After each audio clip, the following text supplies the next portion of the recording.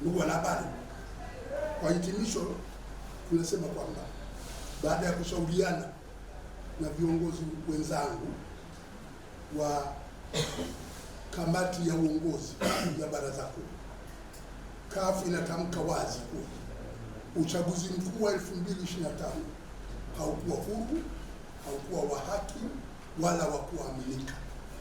Ni ubakwaji mwingine wa demokrasia.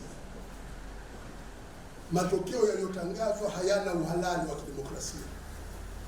Chama kinaitaka jamii ya kimataifa, mashirika ya kikanda, ya ndani ya nchi na wananchi wenyewe kwa ujumla kushinikiza kwanza kuundwa serikali ya mpito, caretaker government.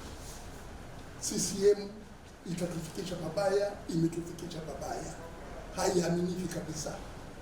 Tunahitaji pawepo na serikali ya mpito itakayosimamia mchakato wa mpito wa kisiasa na kukamilisha upatikanaji wa katiba ya demokrasia inayotokana na maoni ya wananchi, kuunda tume ya uchaguzi iliyo huru kweli na isiyodhibitiwa na chama tawala, iandaye uchaguzi huru na wa haki, kulinda haki za binadamu kwa kufanya mageuzi ya mahakama na vyombo vya dola, hususan polisi na usalama wa taifa,